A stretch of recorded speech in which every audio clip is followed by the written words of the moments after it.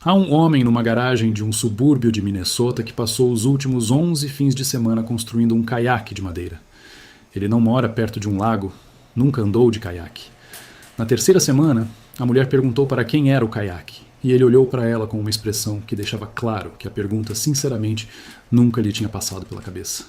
A garagem cheira a resina epóxi e cedro vermelho do oeste. Tiras de madeira estão presas a uma estrutura que ele montou a partir de um projeto baixado às 2 da manhã de uma terça-feira. Na mesa da cozinha, há a marca molhada da caneca de café e um livro da biblioteca sobre barcos feitos com ripas que está atrasado há 14 dias. Ele tem 51 anos, gerencia a logística da cadeia de suprimentos de uma empresa de dispositivos médicos. Ninguém na vida dele pediu um caiaque. Mesmo assim, ele está fazendo um. E se você observar o rosto dele enquanto as mãos percorrem a curva do casco para ver se tudo está uniforme, vai enxergar algo que não tem nada de passatempo e tudo a ver com um homem tentando se encontrar. Isso não é excentricidade, nem um desvio da meia-idade. Há algo psicologicamente mais preciso agindo sob a serragem. O homem que constrói algo que ninguém pediu está respondendo a um sinal que a mente consciente talvez nunca consiga traduzir por completo em palavras. E esse sinal é mais antigo que a carreira dele, mais antigo que o casamento, mais antigo que o subúrbio onde mora. O fenômeno começa com o que os psicólogos chamam de cognição incorporada, a compreensão de que pensar não fica confinado ao crânio. As mãos são órgãos cognitivos. Quando os dedos moldam a madeira, o cérebro não está apenas comandando o corpo, está pensando por meio dele. O saber guardado na memória muscular, no ajuste fino da pressão, na compreensão intuitiva do sentido do veio constitui uma forma de inteligência que a linguagem nunca capta por inteiro. Um homem que faz um caiaque que ninguém encomendou não está perdendo tempo. Está pensando numa língua que a vida dele de segunda a sexta não fala. O escritório se comunica por planilhas, e-mails, softwares de gestão de projetos. A garagem se comunica por resistência, curvatura, pelo jeito como o cedro cede ao vapor e aos grampos. Não são linguagens rivais. São sistemas cognitivos inteiramente diferentes. E aquele que surgiu primeiro, o que manteve os humanos vivos por 200 mil anos antes da invenção da escrita, é o que opera na garagem. A pesquisa de Csikszentmihalyi sobre estados de fluxo da segunda chave. O construtor entra num estado de absorção em que horas encolhem até virar minutos, e o córtex pré-frontal, a região do cérebro responsável pela autoconsciência, pela vigilância social e pelo zumbido constante da autocrítica, baixa quase ao silêncio. O estado de fluxo não liga para o fato de o projeto ter sido pedido ou não. Ele só exige que o desafio esteja à altura da habilidade, que o retorno seja imediato e que o construtor tenha pleno comando do processo. Um projeto encomendado, uma estante que a mulher pediu, um deck sugerido pelos vizinhos, atende a parte desses critérios, mas os contamina com expectativa externa. O projeto não pedido é puro. Existe apenas no cruzamento entre o que o construtor sabe fazer e o que quer tentar.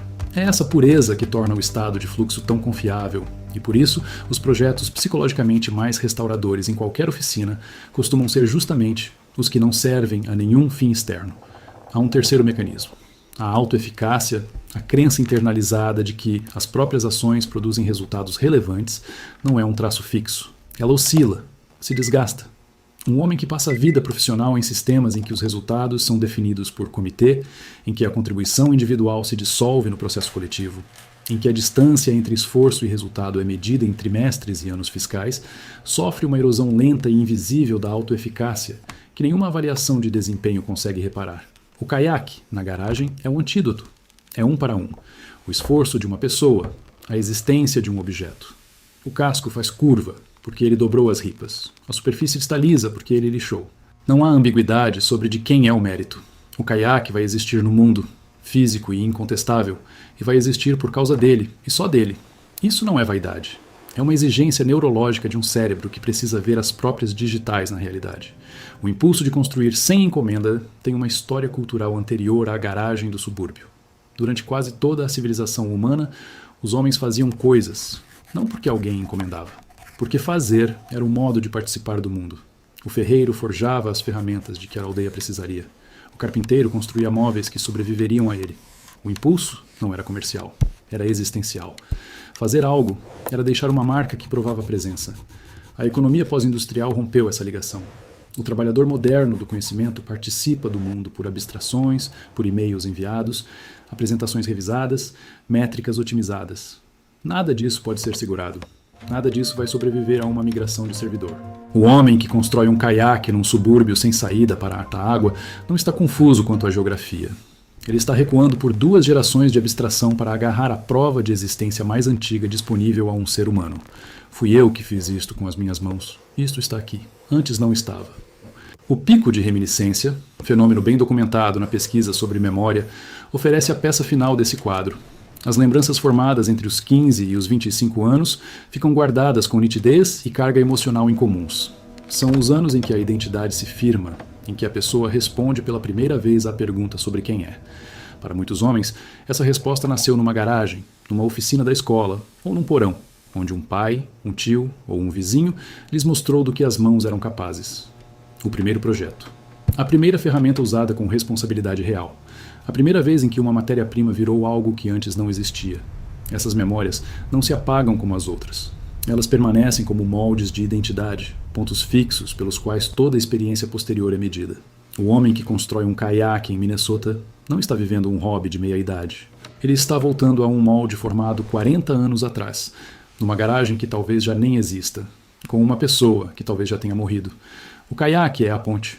Construí-lo é o retorno. Há um ex-professor em Tucson, Arizona, chamado Howard. Ele tem 67 anos. Deu aulas de ciências para o 8º ano durante 31 anos. Na garagem tem um torno, uma serra de fita, uma furadeira de bancada e uma coleção de tigelas de madeira torneadas à mão que já passa de 200. Ele as dá de presente. Para vizinhos, para o carteiro, para as enfermeiras das consultas oncológicas da esposa, Beverly. Beverly recebeu o diagnóstico de câncer no pâncreas há 18 meses. O prognóstico foi dado numa sala pequena, com luz fluorescente e uma caixa de lenços sobre a mesa. Howard ficou imóvel durante a conversa. Fez 3 perguntas exatas sobre os prazos do tratamento. Voltou para casa abaixo do limite de velocidade. Entrou na garagem e torneou uma tigela. Depois outra, depois outra. Nas 2 primeiras semanas após o diagnóstico, ele fez uma tigela por dia. Beverly as encontrava de manhã sobre a bancada da cozinha, ainda mornas pelo atrito do torno. Não perguntou por quê. Era casada com Howard havia 40 anos e entendia que aquelas tigelas não eram tigelas. Eram as únicas palavras que ele tinha para algo que as palavras não conseguiam sustentar. Cada uma saía de um bloco de madeira que não tinha função até as mãos dele lhe darem uma. Cada uma existia porque ele decidiu que existiria. Numa fase em que a coisa mais importante da vida dele estava totalmente fora do seu controle, o torno era o único lugar em que causa e efeito ainda obedeciam às regras antigas. Encoste a ferramenta. A madeira cede. A forma surge do informe. O que antes não existia, agora existe. Ninguém pediu 200 tigelas, mas nunca foi esse o ponto. Fazer era a única linguagem honesta que restava. E Howard a falava com fluência toda manhã, antes da primeira consulta, antes da próxima rodada de tratamento, antes da próxima conversa na próxima sala pequena com a próxima caixa de lenços sobre a mesa. Beverly morreu numa terça-feira de novembro. Naquela noite, Howard torneou uma tigela. Era de cerejeira, escura, de veio fechado, e ele a modelou devagar, tomando mais tempo do que a madeira pedia. Lixou passando por todas as granulações até a superfície parecer algo entre madeira e água. Deixou a peça sobre a bancada da cozinha, onde Beverly a teria encontrado pela manhã. Ela ficou ali por 3 dias até a filha levá-la para casa.